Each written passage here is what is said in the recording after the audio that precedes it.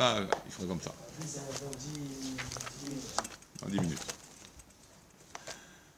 Ensuite, on a une mitzvah de la route, c'est Bet HaKnesset. On a une mitzvah de courir à la synagogue. Donc ça, c'est bien. Même le Shabbat, il faut savoir. Okay. On a une mitzvah de courir. Par contre, quand il sort de la synagogue, il sort doucement. Non, il ne sort pas comme il veut, il sort doucement. Il ne faut pas qu'il montre qu'il a envie de courir vite.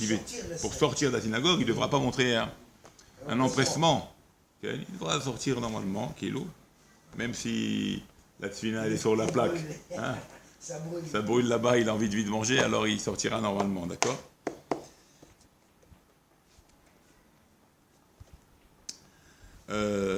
L'importance d'être parmi les 10 premiers. C'est important, si on peut être parmi les 10 premiers, ça serait très très bien à la synagogue. Comme le dit Rabbi Yoshua ben Levi, Leolam yashkim Adam le Bet HaKnesset. Kedei sheizke veimane ben asara mitpalelim rishonim. Afin qu'il soit méritant d'être dans les 10 premiers. Comme ça dit la Gemara dans Masechet Brachot. On lui donne Sachar Arbe. Pas seulement Sachar Arbe, la Sachar Mikulam. Le salaire de tous. Okay. Donc c'est extraordinaire. Donc si un homme il est parmi les 10 premiers, il fait partie des 10 premiers, okay, alors il récupère le salaire des 10. Ça se multiplie par les 10 personnes.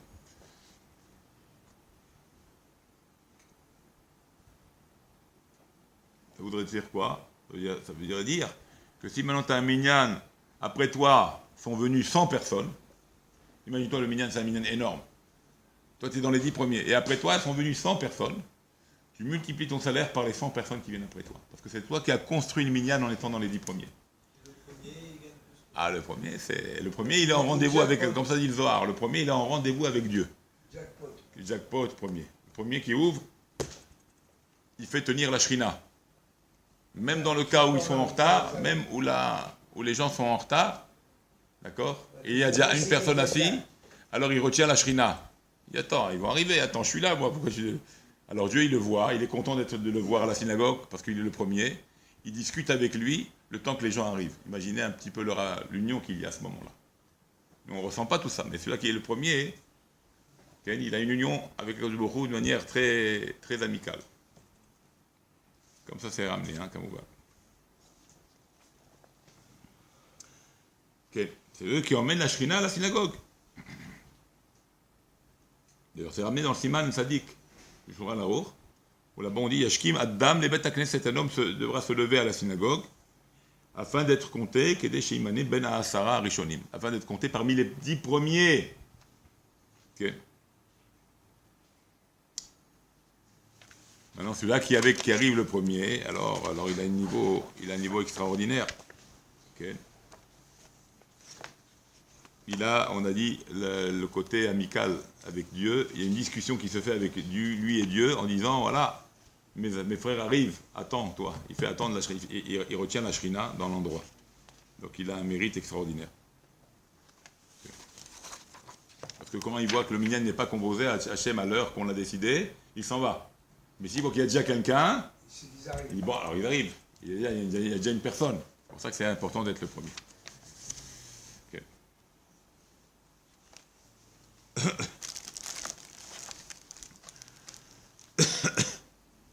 Alors avant de rentrer à la synagogue, on ne fait pas toujours attention, mais il faudrait faire attention. Avant de rentrer à la synagogue, il faut vérifier les chaussures. Ils sont propres. On n'a pas marché sur des excréments, des choses comme ça. Parce qu'on va empester la synagogue. Donc faire attention d'abord, vérifier les chaussures, les semelles des chaussures, qu'elles soient propres. Surtout maintenant, il va avoir l'hiver. Donc il y a de la boue, il y a de la saleté, on ne fait pas toujours attention, on marche un peu n'importe où, donc il faut vérifier que les chaussures soient propres. Okay. Donc, c'était de la boue. Avant, la synagogue, c'était que de la boue. Non, c'est pas de la boue, il faisait en sorte que ce soit il mettait des tapis, il faisait du sable avec, il arrosait afin que ce soit du sable dur. Même à l'époque, quand c'était à l'époque où il n'y avait pas encore tout ce qu'on a aujourd'hui. Okay, mais il faisait attention. Aussi une chose importante qu'il faut faire,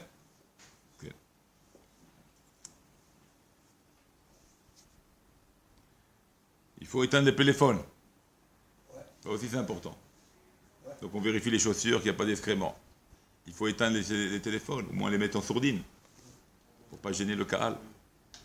Si déjà on ne doit pas gêner le Kaal par un mot à haute voix dans la Mida, un mot qui gêne ton voisin, tu parles, tu fais la Mida, mais on t'entend. Ça gêne le voisin. Le Shulchan Aruch, il n'est pas d'accord avec cette façon. Il ne faut pas gêner la prière de ton voisin. Alors imagine-toi le téléphone. Lui il est en prière, lui il fait à haute voix, lui il fait à voix basse, il dérange, il n'a pas le droit de faire ça. Alors imagine-toi le téléphone, Birlal. Que ça, c'est Birlal, ça rentre pas dans nos... Ça ne doit pas être pour nous une gêne du tout dans la tfila. Okay. C'est pour ça qu'il faut réveiller les gens à ce sujet-là, d'éteindre les téléphones, pour ne pas être méboulbalim, pour ne pas être embêté pendant la prière. Même les messages. On reçoit un message, il regarde un WhatsApp, il regarde ci, il regarde ça. Toutes les 5 minutes, il a un appel. Alors même si c'est le ring, un petit truc, un petit bruit, hop, ça lui donne l'envie de regarder. Donc il est complètement, comment on appelle ça? Il est sorti de sa prière, gamin. Il ne peut plus penser à Dieu, il ne peut plus penser. Il est pris par ses messages et par ses annonces et par ses WhatsApp. D'accord? Donc il faut essayer de changer, parce qu'on n'avait pas ça avant. Et on avait bien vécu avant, et on était tranquille, au boulot, à la synagogue, là où on était tranquille. Il n'y avait pas d'inquiétude. Okay? MVN Sevacha, Bechovotenu, il n'y avait pas d'hurlement dans nos rues. Il n'y avait pas c'est-à-dire, il n'y avait pas de problème même dans nos rues, même si on n'avait pas de moyen de se contacter, il n'y avait pas pour autant de problème. Aujourd'hui, on veut soi-disant faire mieux parce qu'on a des moyens de se contacter rapidement, mais du coup, c'est embêtant. Alors qu'est-ce qu'on a gagné? Un embêtement. Donc ça vaut pas le coup. Donc la tefila, un esclavage aussi. Okay. C'est plus les portables, c'est les insupportables. Okay. Qu'est-ce qu'on va faire? Donc faire attention à ça. Okay. Et d'éteindre les téléphones quand on rentre à la synagogue, afin de ne pas être dérangé. Okay.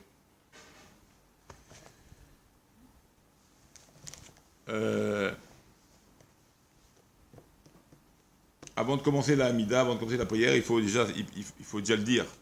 Je vais prier, j'ai la mitzvah de prier à Kadosh Baruch Hu, qui m'a demandé de prier pour toute situation, si c'est une bonne situation, mauvaise situation, il m'a demandé de prier, donc je dois déjà me concentrer, savoir que je vais prier devant un Kadosh Baruch Hu, pour donner une concentration à ce que je vais faire, okay, une intention à ce que je vais faire. Donc il faut savoir qu'on va prier devant un Kadosh Baruch Hu. Donc imaginez qu'on est devant un Kadosh Baruch Hu, de quelle manière on doit se comporter, de quelle manière on doit parler, de quelle manière on doit agir. On ne peut pas faire n'importe quoi. D'accord? Donc quand on fait maintenant les tenues vestimentaires, je ne parle pas encore de ça, des tenues vestimentaires. D'accord? Si tu es devant le roi, maintenant Bibi t'invite. Bibi Netanyahou il t'invite. Il te dit voilà, vous êtes convoqués, on est quelques ministres à Jérusalem, on vous attend. Même pour un repas maintenant. Bon, tu dis bon, c'est des contrats, un repas. Pour un repas, d'affaires.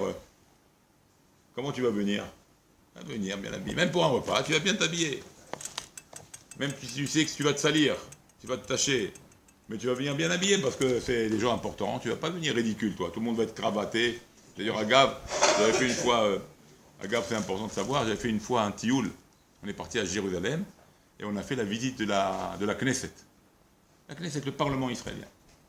Et bien, avant d'aller sur Jérusalem, j'étais en contact avec la personne donc, de la Knesset là-bas, pour les tioulim, pour les gens qui viennent en groupe comme ça. Elle m'a envoyé un protocole d'entrée à la Knesset. Et dans le protocole, il y avait des articles, il y avait des lois. Interdit de venir en short, interdit de venir en sandales, interdit de venir en dénudé, interdit de venir en mini-jupe. Je dis, c'est quoi ce truc-là? Je dis, c'est quoi? C'est la synagogue. Non, c'était le kavod d'endroit, j'ai compris. Je dis, c'est quoi? C'est une synagogue, c'est quoi? Non, mais c'est pas une synagogue. C'est le Parlement, il faut venir comme un ministre bien habillé. Alors j'ai averti tout le monde tenue correcte exigée.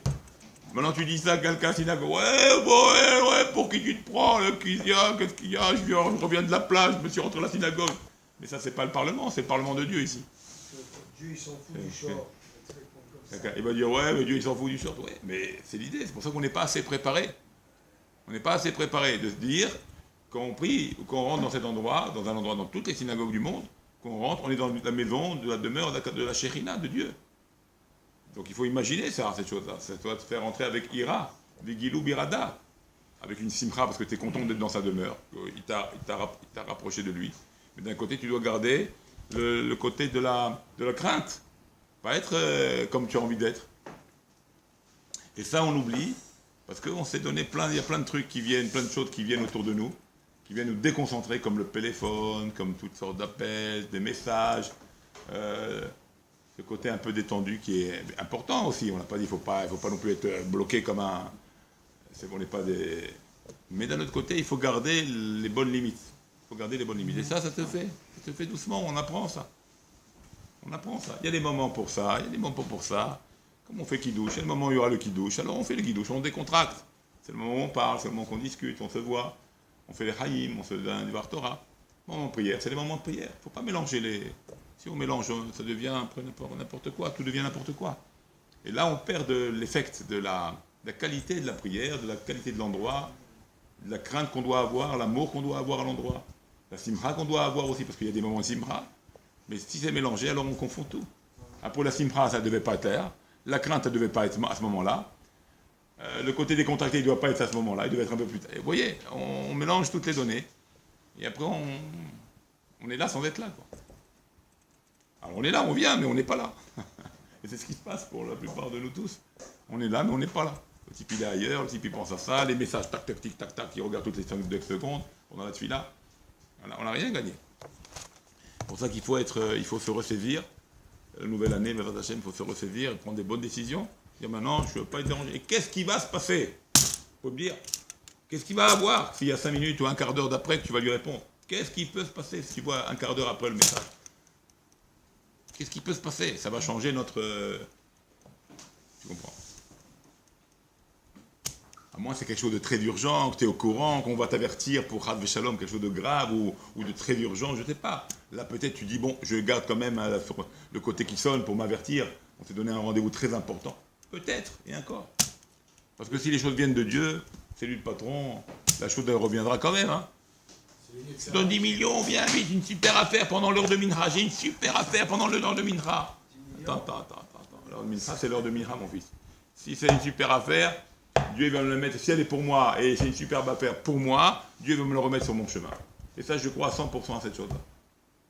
Et tu verras le type, tu vas faire Mincha, et le type, tu vas voir que si tu serais parti, il ne serait pas venu lui, il y aurait eu un retard, il y aurait eu ça, tu aurais raté ton Mincha. Et quand tu viens, tu aurais fait ton Mincha, c'est lui qui va recourir après toi. Et ça, c'est Al-Bessari, il y a combien de choses on a vécu ces choses-là. Donc il n'y a pas quand Hachem il a décidé quelque chose, un appartement, un choix de quelque chose, un choix de travail, un choix d'un appartement. Il dit oui, mais si vous ne signez pas tout de suite le contrat, il va être vendu. Vendez-le. Après 2 semaines, toi tu as oublié, mais après, écoutez, il n'a pas eu le crédit, après tout, est-ce que vous pouvez revenir, on est d'accord, il n'a pas eu le crédit, c'est là qu'il devait prendre, et alors voilà, alors on a pensé à vous, mais c'est après 2 semaines, tu vois. Et comme ça, plein de choses comme ça. Alors il ne faut pas se prendre la tête, il ne faut pas se mettre dans des situations, on devient que l'euphorie. On est comme des... Ça va, bon. Calme-toi, il ne va rien se passer. Et si ça se passe, c'est pas pour moi. Et s'il y a eu, c'est pas pour moi. S'il a signé lui à ma place, c'est pas pour moi. Pourquoi on ne peut pas penser comme ça? Avant, on pensait comme ça. Aujourd'hui, on ne pense plus comme ça. Parce qu'on est tout le temps avec le truc, oui, il doit m'avérer vite. Mais avant, c'était comme ça, le monde. On vivait comme ça. Il n'y avait pas les téléphones comme ça. On n'était pas dérangé au boulot. Tu avais été 8 heures tranquille, ta femme ne t'appelait pas. Elle était belle l'affaire. Tu avais 8 heures, personne n'a le droit de t'appeler. Perdu, tu appelles, personne t'appelle. Il y a 20 ans, il n'y avait pas tous ces trucs-là. 25 ans, je ne sais pas combien de temps maintenant. 25 ans. C'était à peine le départ de ces téléphones-là. Le téléphone, il n'a pas 25 ans, il a moins que ça. Un peu moins. Je sais pas, à notre époque, on n'avait pas ces téléphones-là. Le premier téléphone, je me rappelle, je l'ai acheté, il y avait une antenne qui sortait comme ça, un truc énorme, comme un Takiwaki. C'était un Nokia. Ouais, un gros Takiwaki noir comme ça, avec une antenne qui sortait. Ici, je l'ai pris. Il y a 22 ans peut-être, une vingtaine d'années. Alors, tu vois pas maintenant? 25 ans. C'était le bebop à Paris. Mais d'accord, mais bon, pour vous dire, c'était pas... 15. Donc voilà, donc ça, faire attention, Bezrat Hashem, à se renforcer dans ces petites choses-là qui sont pour nous, qui ont l'air de rien, mais qui c'est important parce qu'au Dieu de Dieu, ça montre l'importance. Tu montres l'importance, tu montres ta rigueur, tu montres Pourquoi tu es venu? Tu montres le pourquoi que tu es là. Pourquoi tu es là? Pourquoi je suis venu, Alexis, maintenant? Pourquoi je suis venu? C'est comment? Pourquoi je suis venu à la synagogue? Reste-toi, région, tac, tac, tac, tac, tac, joue au jeu, décontracte-toi, et voilà. Si je suis venu, c'est qu'il y a quelque chose. Je vais faire mes prières, je vais être tranquille, je vais demander à Dieu des choses. Ah, même ça, j'ai oublié. Alors, remets-toi dans le bain. Remets-toi dans l'ordre. Même ça, tu as oublié pourquoi tu es venu. Alors, il faut se remettre en place, Bézrat Hashem. Mettre ça de côté, tous ces trucs-là. Les dérangements, les paroles vaines, tous ces trucs-là. Essayer de faire qu'on soit plus concentré, au moins pendant le temps de la tfila. Et bien, Hashem Yeh Bezrenu, Dieu sera toujours avec nous pour nous aider à réussir dans ces choses-là. Voilà, mec.